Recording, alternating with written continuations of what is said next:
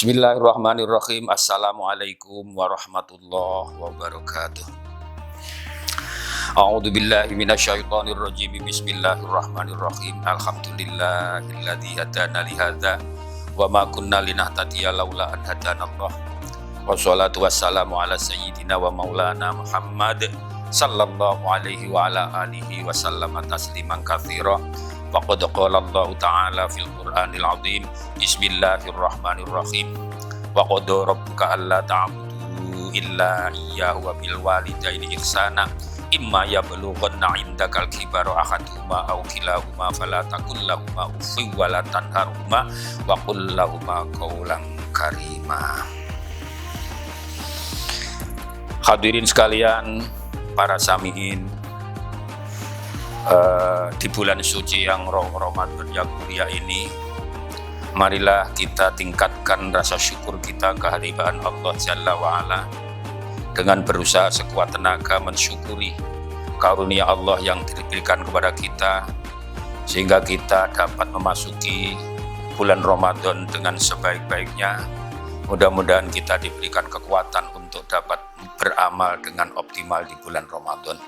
Sholawat salam mudah-mudahan tetap tercurahkan kepada baginda Rasulullah Sayyidina Muhammad sallallahu alaihi wasallam, Rasul yang memberikan tuntunan kepada kita sekalian bagaimana cara kita beribadah kepada Allah dengan sebaik-baiknya, kemudian bagaimana kita mempersiapkan generasi-generasi penerus dari kehidupan kita, perjuangan kita, untuk mempersiapkan generasi-generasi lanjutan, anak-anak kita, santri-santri kita menjadi orang-orang yang ahli ibadah kepada Allah Subhanahu wa Ta'ala.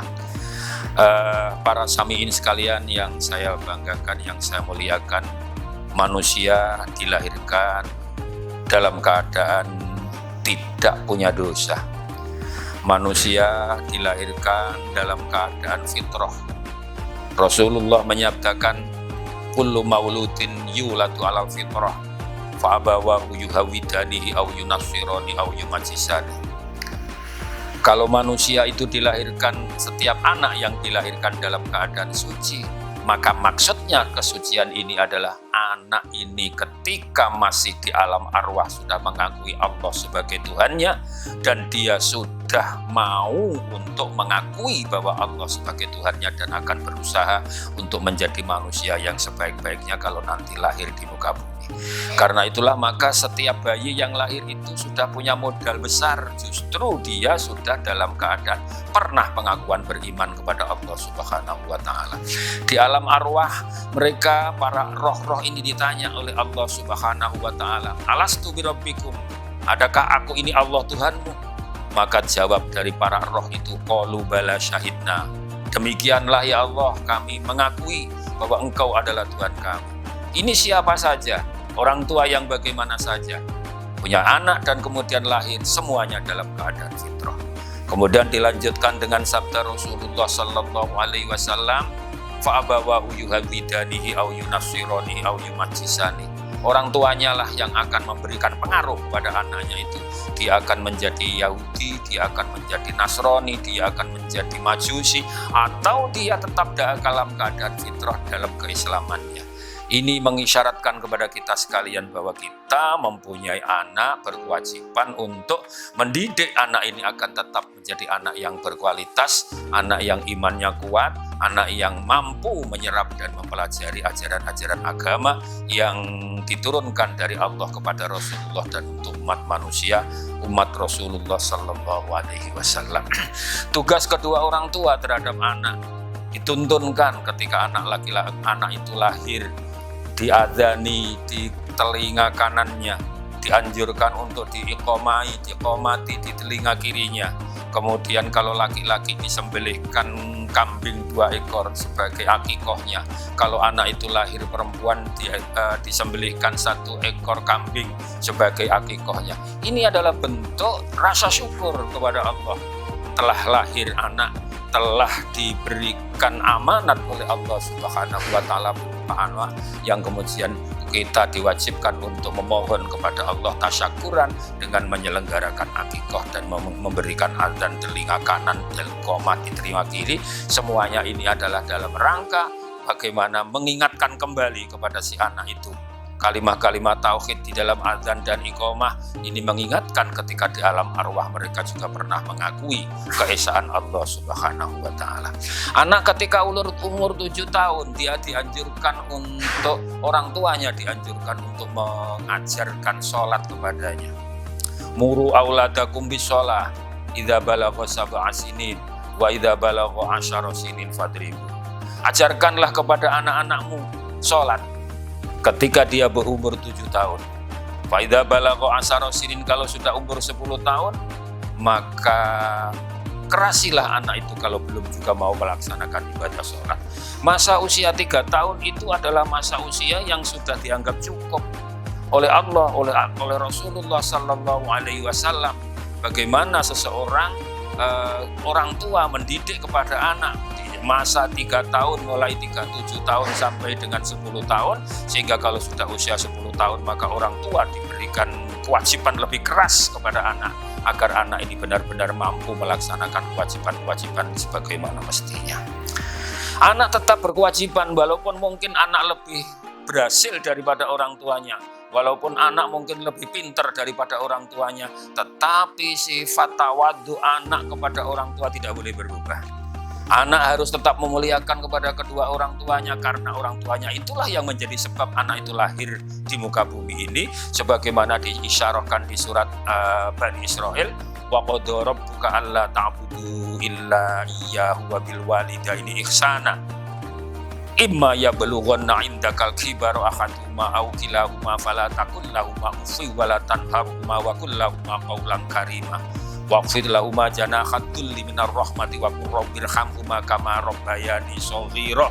Allah perintahkan kepada manusia untuk tidak menyembah kecuali hanya kepada Allah Subhanahu wa Ta'ala. Allah perintahkan kepada manusia untuk berbakti kepada orang tuanya, untuk memuliakan kepada orang tuanya. Bagaimana seorang anak berbuat ihsan kepada kedua orang tuanya terserah dengan budaya dan adat istiadat yang terbaik yang berlaku dalam kehidupan masyarakat. Yang penting tetap memuliakan bahwa orang tuanya lah itu yang harus dimuliakan, orang tuanya lah yang harus dihormati, orang tuanya lah yang harus lebih dahulu untuk diperlakukan yang sebaik-baiknya. Apalagi kalau orang tuanya itu sudah dalam keadaan tua, maka disinilah ujian bagi seorang anak untuk bagaimana berterima kasih kepada kedua orang tuanya. Walaupun mungkin ada perbedaan pendapat antara anak dengan orang tua, tetapi si anak harus tetap memuliakan orang tuanya. Jadi tidak boleh seorang anak itu menggertak dengan ucapan yang tidak pantas. Fala taqul lahumā uffin wa la tanharhumā wa qul lahumā qawlan karīmā. Kita tetap dianjurkan untuk berbuat yang terbaik, sehingga orang tua itu menjadi bangga terhadap kita, sehingga orang tua itu menjadi begitu sayangnya kepada kita sebagai anak, dan itu akan menjadi kebanggaan tersendiri bagi orang tua. Yang terbaik adalah bagaimana anak bisa memahami apa yang diinginkan oleh orang tuanya, bagaimana bisa memberikan semangat agar orang tuanya lebih kuat beribadah kepada Allah, bagaimana orang tua bisa memberikan warisan kepada anak dalam bentuk anak menjadi anak yang memuliakan, anak yang soleh, anak yang solihah, anak yang mampu untuk meletakkan diri sebagai hamba Allah yang sebaik-baiknya. Disinilah ujian bagi seorang anak yang mungkin punya kehidupan yang lebih berhasil daripada orang tuanya.